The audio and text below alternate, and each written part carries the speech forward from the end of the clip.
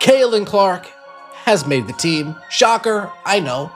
The real question is, are the coaches going to have the guts to do what's right and make her the starting point guard? Are the coaches going to have the guts and do what's right to make her the starting point guard? Mitchell, be mad at me. I don't care. Alyssa Thomas didn't make the team either. Oh, shit. I know who I would remove for Alyssa Thomas. I'm not telling you. Y'all not attacking me. World Cup. Now, when it comes to the ATL Barbie Angel Reese, I just want to wake this up because there were so many people, so many haters who said that, yeah, Angel's just going to be a model. She's just going to do her brand thing. She's not going to take the league serious. And not only is she taking the league seriously, she was selected for Team USA to represent the country in the World Cup. And if that is not a testament that you can do it all and don't let not a single soul on this planet box you in, I don't know what else can do that for you. Caitlin Clark made Team USA. Not as a camp invite, not as a maybe pending final cuts, but as an actual confirmed name on the roster. And by every indication floating around right now, she's not just filling a seat on the bench either. She's being positioned as the point guard, the engine, possibly even the captain, the player the entire offense is expected to run through this summer. You'd think that kind of announcement would be met with universal excitement. Instead, within minutes, the reaction split the entire basketball internet in half. Because almost immediately, this tweet started making the rounds, and it's worth reading in full before we go any further. I personally wouldn't have selected Caitlin Clark, and it's because of her idol-worshipping fans. If Caitlin doesn't get the minutes or scoring opportunities they feel she deserves, they'll harass the coach and her teammates in person and on social media. They'll create false narratives, and they'll create a cesspool. She's attached to a level of toxicity that is very dangerous for her teammates. That's not a random troll account with 12 followers throwing out a hot take for engagement.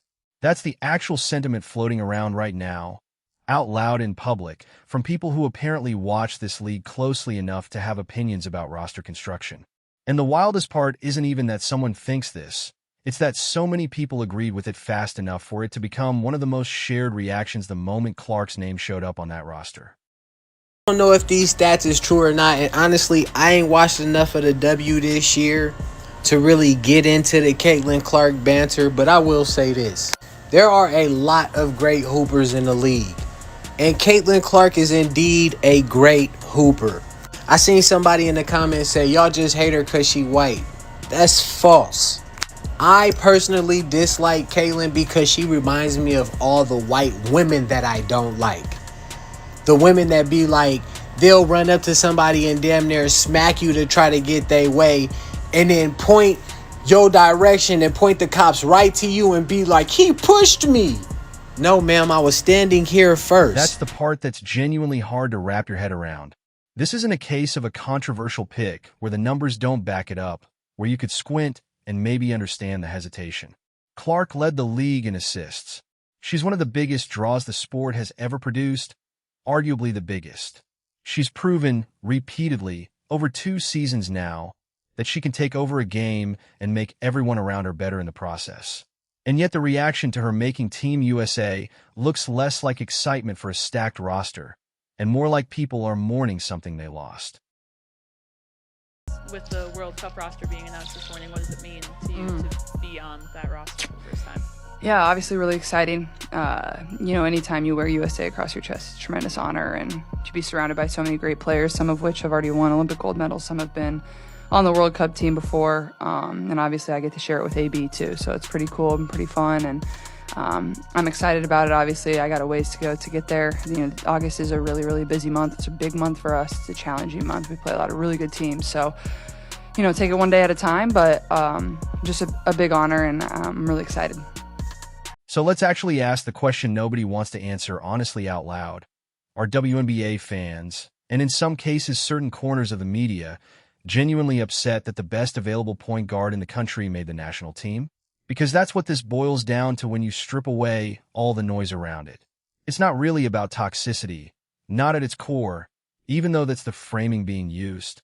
It's not really about fan behavior either, even though that gets brought up constantly as the justification. It's about the fact that Caitlin Clark is about to be the guard running the show, and for whatever reason, some people simply do not want to see that happen. Caitlin, girl, what are you doing? Who told you you could go 1v1 with A'ja Wilson? I want to know. I used to say I want to move through the world like a mediocre white man because their confidence is through the roof, no matter what. I want this confidence. I want to know what it is because that was A'ja Wilson and it did not end well.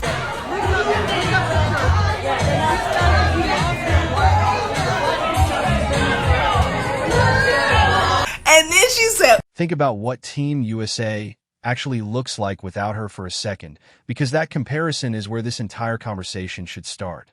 You've got A'ja Wilson, an incredible player, arguably the best all-around talent in the entire league, a multiple-time MVP, and the anchor of everything defensively and offensively. And after her, the star power on this roster drops off fast. That's not an insult to the roster, and it's not an insult to the players on it. That's just reality. Team USA has depth, it has veterans, it has championship pedigree stacked up from years of dominance.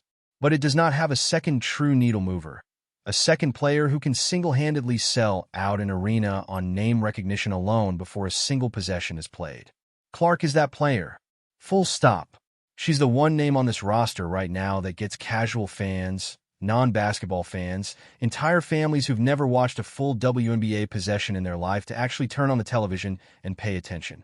Caitlin Clark should be the logo of the WNBA and the NBA. After the 2024-25 NBA season, people were complaining that the ratings were collapsing. The storyline of Caitlin Clark versus Angel Reese was better than anything that the NBA had produced in years, so everybody watched the WNBA. Caitlin Clark pulled everybody back into watching basketball. The following year in 2025 and 2026, the NBA had double the viewership in the NBA Finals because people are now buying storylines again. The same way that people wanted to see Angel Reese versus Caitlin Clark, people want to see Victor Wembanyama versus the New York Knicks. Caitlin Clark saved the NBA's viewership. So what Caitlin Clark did for basketball is bigger than just women's college basketball and the WNBA.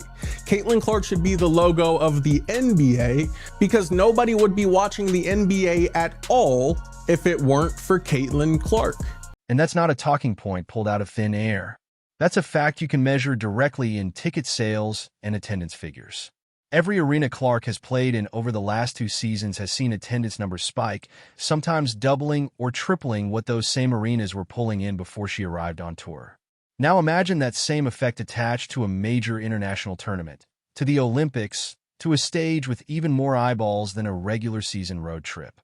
Without her, you're looking at solid crowds built on NBA loyalists and die-hard basketball fans who are always going to show up regardless. With her, you're looking at sellouts, record streaming numbers, and casual eyeballs the sport has been chasing for over a decade finally showing up. So when people say the team would somehow be better off without her, the obvious follow-up question is, better off how, exactly? Because it's certainly not better off financially, and it's certainly not better off in terms of exposure or growth. Are the coaches going to have the guts to do what's right and make her the starting point guard? Are the coaches going to have the guts and do what's right to make her the starting point guard? I don't agree with it, but I can at least see the argument during qualifiers, right? Okay, she missed a whole season. She's coming back from injury. We haven't seen her play for a while. All right, we'll start with Chelsea Gray, and then Caitlin Clark will come in and be the backup. I don't agree with it, but I can at least see the argument, right? I can try to see the reasoning.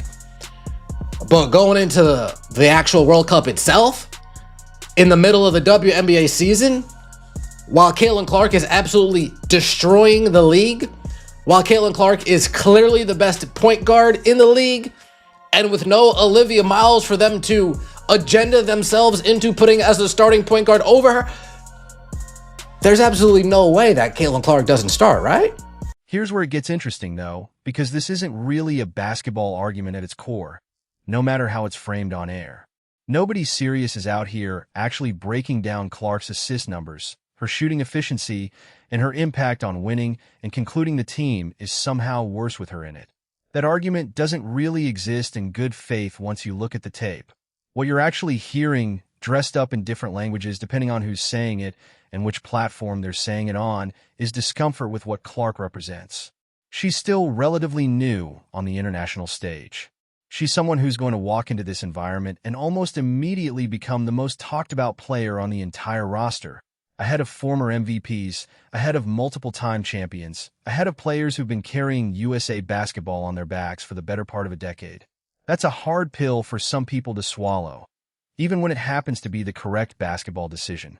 Not putting Caitlin Clark on the U.S. women's basketball team is one of the biggest failures of basic business that I can remember ever seeing in the modern world of sports. Over the weekend, Caitlin Clark sold out Washington, D.C.'s arena. Over 20,000 people showed up. They're all showing up for Caitlin Clark. WNBA viewership, it all is coming basically from Caitlin Clark. She would triple the overall ratings for these games by herself, and due to her popularity, she would make others popular who were playing alongside of her. With the WNBA and women's basketball begging for attention for decades, they have gotten an opportunity, the likes of which we haven't seen. Caitlin Clark is a comet streaking across the night sky, and instead of embracing her star power, you know what they've done? They have decided they would rather be a tiny league that is getting a fraction of the attention at other.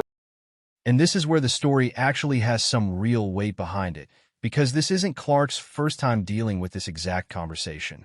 Remember the last snub?